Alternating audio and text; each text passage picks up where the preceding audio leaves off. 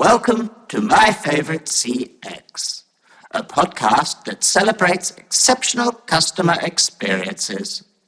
To listen to today's, please choose from one of the following options.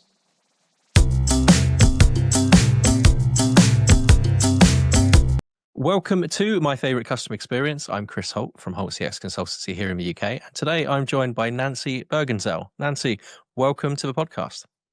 Hi, Chris. Thanks for having me. It's great to be here. Now, Nancy is a pre-sales leader and consultant with over 25 years of experience in the SaaS and CX world, working for the likes of the Rint, Chiara, and West, where we first worked together many years ago. I think this might actually be the first time we've actually been on a video call as well, because it was so long ago we didn't really do video. Well, you're also a published author. The book is behind you, which is not a great thing to say for audio listeners, but your book, Tipping Scales and Wiping Up Spills, gives your perspective of walking into the male-dominated world of computer programming. Nancy, why don't you tell us a bit more about who you are and what you do? Yeah, it's one of those things, like you said, video calls weren't around when we worked at West. And when I look at my resume, I start to feel really old because I usually try to feel young and vibrant. But I've been in this space since 1997, started fresh out of college, had my 2-year degree, got a job as a contract programmer and I was very familiar with Pascal. Before that, I used Pascal, and everyone was like, "You're never going to get a job in Pascal." Well, at West, we used a proprietary scripting language. So I got my start there and worked into a full-time position on their staff in 1998 after being there about a year. When they pulled me in, it's kind of a funny story because I had been writing IVR applications, the kind where it's press 1 for this, press 2 for that. So customer experience has come a long way, as we have. And I focused on utility applications. So in the US, if you call to report a power outage, get an update, those types of things, those are the apps I wrote. And when I got called in to get offered this, on staff position from moving from a contractor, I honestly thought they were going to let me go. So it was a bit, exciting to go, oh, okay, now my career can really begin. So I moved along from developer, manager, director. Then I slipped over into product because Wes decided they wanted to start, a product focus. And then from there, I had kind of a life change where I always like to say I have 2 adults, 2 kids. Well, the 2 kids we were deciding to have kind of pivoted me. And I said, you know what? I want to take a step back from the stress of being a director. And I went into sales. And I don't know that that's really a step off of stress, but I was able to work from home. It's a different stress, maybe. It is. And the higher you go up in sales, the more stressful it can become when you're more accountable. I was kind of in the demo presentation. Here's what our products can do for you. Here's the vision, answering a lot of RFP type questions and things I was really able to work remote with, because this was now 10 years later. And we did have things like video conferencing available. So I could present all of my demos over, one of West's conferencing solutions, which was early in the market. And I guess if you look back to those voice applications you were building when you first started, do you now look at some of the capabilities and go, I wish I had that? Because I just look at, I was an Avaya engineer, and just building out menus and vectors and VDNs just felt like it took a lot of time. I agree. And probably one of the biggest things now is the API access you have. It's all open, it's well documented. I was programming back in the day where I had to go to a database administrator.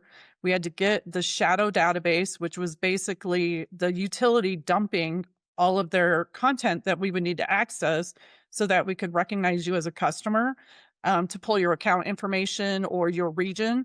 And we had to create a shadow database. And that was so we could do a data lookup locally in the application. There was no going over the internet. There was no direct connection. It was all real time based on the shadow database, which meant a lot of different things where that data could become stagnant because we would update it weekly, or nightly in some cases. And so that always on available access wasn't there like it is today. And I think we're getting to that next level of ease coming to putting some of this together, because you can just give an LLM an API and say, go and find this for me. And you don't even need to know the structure that you're looking at, and it will just go and return that. And I think I've never been as deep in the code as yourself, but for me that appeals, because that's taking low code into no code and just practical, sentences of what you want, essentially. Absolutely. And things like agentic AI.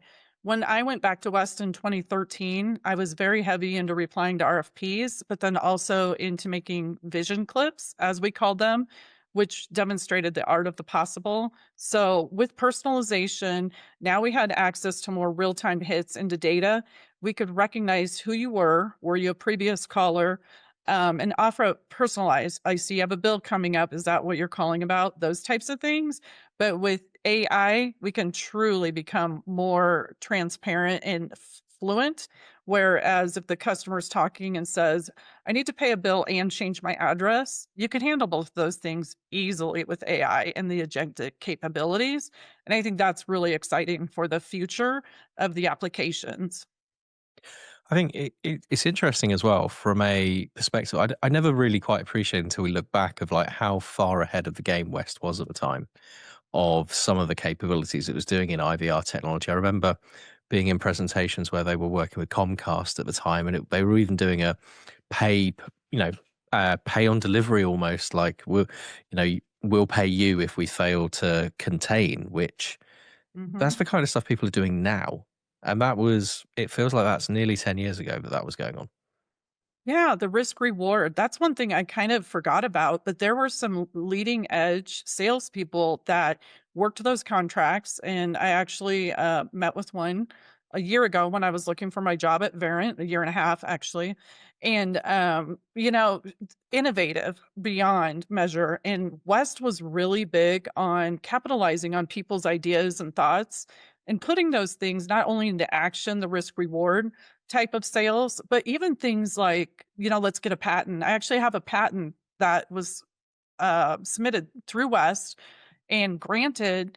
And it's just, that type of culture where they really wanted you to immerse yourself with, cross functional teams, doing things that are next level. And, it's sad where West has ended up because they're not as big as they used to be through, divesting, private equity, all those things. So yeah, but they were really kind of on some cutting edge stuff.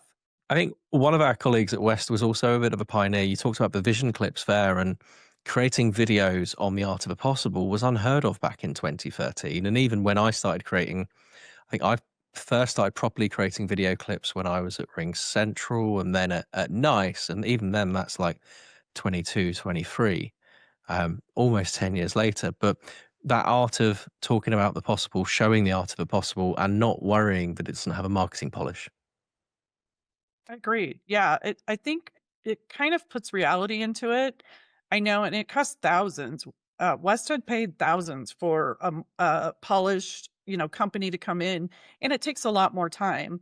But people like you and I, ready to dive in and learn tools like Camtasia, or that's what I used at the time, made it easy so that you can take the messaging. And I worked with one of our creators who would help design the script and the persona, what we were trying to get across.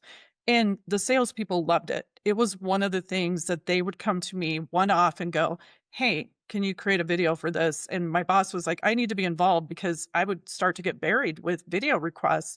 But they sold because I think people want to be able to see something in action and listen at the same time. I mean, you could always, mock up an audio track, but the visual kind of says, this is what's happening here. We're doing a lookup. We're going to offer these suggestions based on this customer profile. So, yeah, I think it's come a long way. And of course, tools like our microphones that we're speaking into make things easier and more do it yourself. And I think customers appreciate that. It's definitely become a lot easier the more that I've been doing it. And actually, the more I've done it, the less I worry about it being perfect, which is ironic because there's about 3 minutes of edited out material that's just preceded this. But when I demo now, when I record for the YouTube channel, it's rarely multiple takes. Whereas in the past, I used to overthink things and want to get things perfect. And I'm now like, well, I'm in the product and I'm showing you what the product does. And okay, I'm not going to a sales audience where you might want to put it in front of a customer slightly more polished, but there's a realism to it. I mean, there was one that I recorded recently where it's like, I'm looking at this for the first time. I saw it 5 minutes ago. I've hit refresh and I thought, you know what? I'll just start recording at that point. Right. Yeah.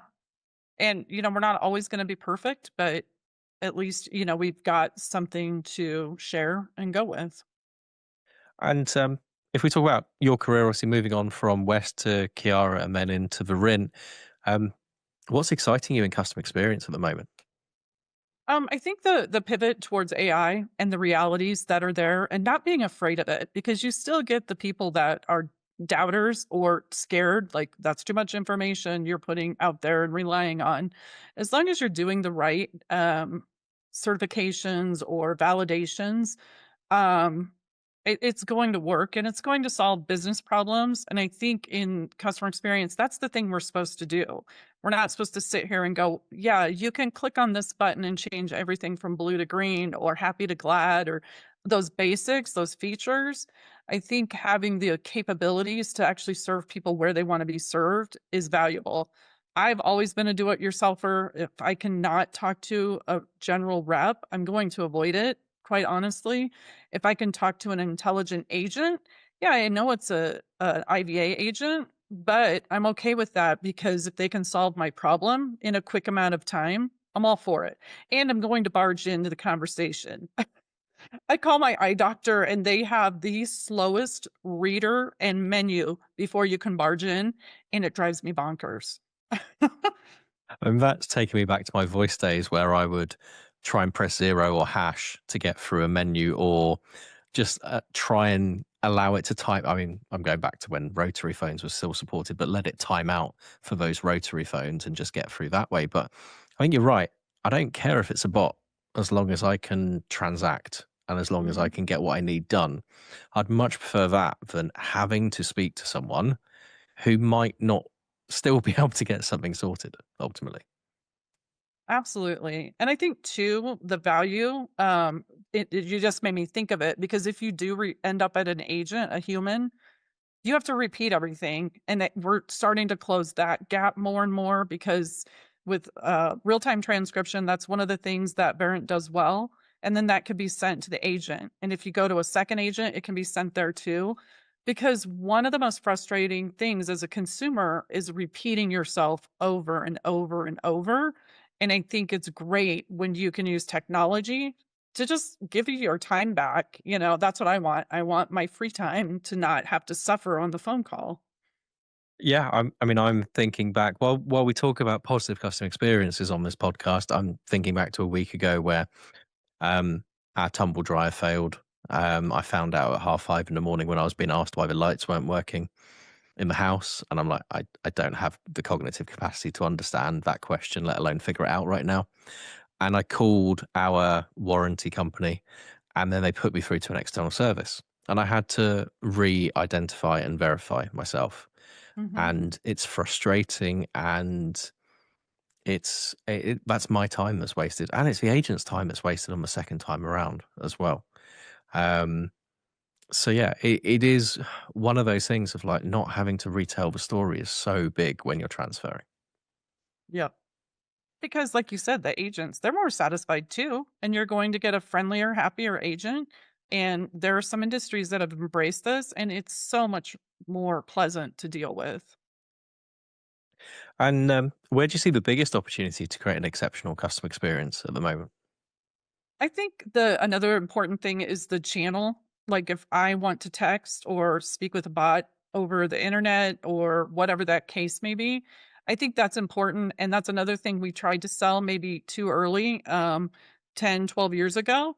And it was hard for customers to implement that.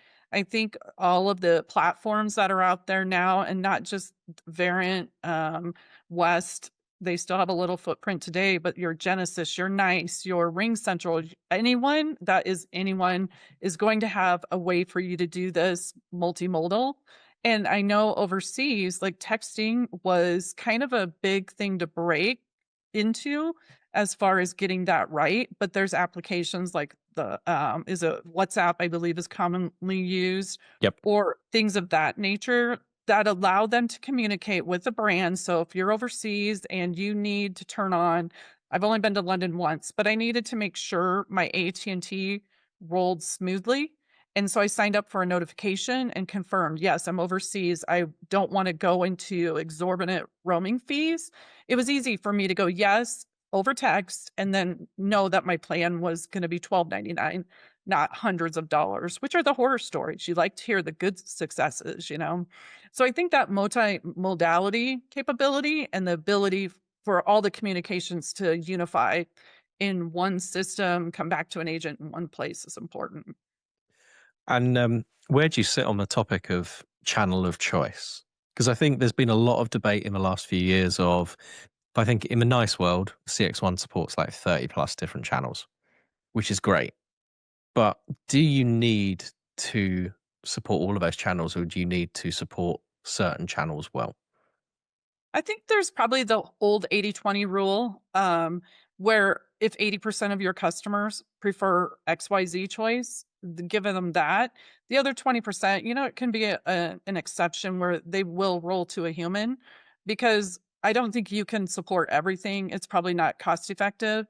But if you can cover 80% of your, you know, demographics wishes, do it. And, you know, that brings up a really good point, because dealing with like the elderly population, like my mom, she's dealing with two-factor authentication, not her strong suit right now. So I'm trying to reverse that off of a lot of her accounts, because you have to meet the customer where it makes sense for them. And I think that's what brands need to focus on. What is your demographic? I think we focus on, sometimes we focus on solutions that are great for those that are really tech savvy Hmm. and forget that accessibility is important. Yep. And what does that look like? We almost set such a high bar in terms of guardrails for fraudulent behavior, that kind of thing. But what happens when you've then got someone who is vulnerable, who doesn't necessarily understand the technology, and they're now getting 20 text messages because they call and they're being sent an SMS to verify, and it's like, does that break the customer experience? Yeah, I think it can. If they're not tech savvy, I think if you try once or twice, maybe, because I mean, I've been in a situation where maybe my phone was in the other room and I'm like, oh, can I try another way? And then it timed out by the time I go find my phone. I think there needs to be options still. Like, we can't leave some people hanging in a technology that doesn't necessarily meet their needs. That's a really interesting point, I think, for us to just take a pause and take a break. So we'll place our listeners on hold, then we'll come back and ask you about one of your favorite customer experiences. Awesome. Your call is important to us. Please hold and you will be connected to your next favorite customer experience shortly.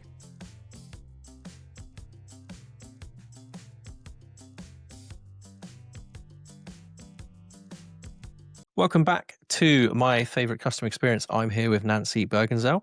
And Nancy, we ask every participant, every guest, to talk about a favorite customer experience, mainly so that I don't get sued, but also because it normally brings a smile to their face and joy to the listeners. So why don't you tell us about a favorite customer experience? Okay, this one's very personal, and I can name the names because it's a personal experience, has nothing to do with where I work or where I have worked.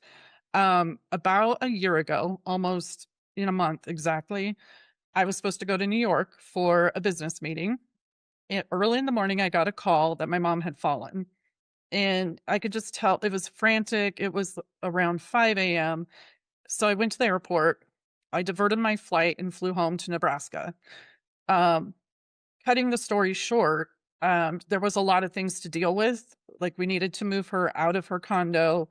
I needed to take care of a bunch of her accounts and just things that had dropped because of her health. And in that, I spent a month there. in that I needed to switch over some accounts because we were moving her into independent living at the time because we felt once she healed, she could be okay, but needed, potential resources. So we got her moved and got her condo up for sale. And then I needed to deal with one account to take money from an IRA, put it into her living expenses account so she could pay her rent, basically, because she had a house that was fully paid for. So this was all brand new. I made these phone calls and I had a list of, 20 places to call, deal with accounts, address changes, and the nightmare that you can get when people don't know who you are. Well, one of her accounts is managed through Charles Schwab and a private broker that she deals with called, I have to look up the name, it's Edelman Financial Group or Financial Engines, Edelman out of Omaha, Nebraska in the United States. She had a direct relationship with someone there. So I went online. I was able to log in because she did have her access code and password. However, I am the POA, but they did not have those on record at the time. And I wanted everything to be legit because, I didn't want any risk for my mom. And so I called them directly, went through their system, but then landed with the person I needed to speak with. And she was such a delight to deal with. She basically asked my mom if they had permission to talk to me. My Yep. mom was kind of out of it at the time because she had broken a shoulder. So she was in a lot of pain. And she's like, yes, let her do whatever she needs to do. Well, the lady was able to help get me set up with online access code and password so I can manage everything from here on out, dealt with the address change, did everything I needed. This is kind of an emotional story, so I apologize. No, But yeah, you're all good. she was quick to resolve everything I needed and get me on my way. And then fast forward to after Christmas this year, my mom had another fall. And this time we had to move her to a new facility for assisted living, but she also had to make a stop in rehab. She was in the ICU for 8 days. It was just another round of, stress. But again, I had to go back through the list and I knew I could just reach out to this lady in an email, not have to go through the phone system. I basically just got that human touch that I needed. And it all goes back to that personal, experience. She was like, oh, yep, we'll take care of you. All set. She's like, oh, and by the way, tax season is coming up. Do you want to make sure that all of those documents get sent to you now? And I said, yes, please. Keep my mom on copy, obviously. And she handled it. And I was able to do my mom's taxes, everything I needed to do this year.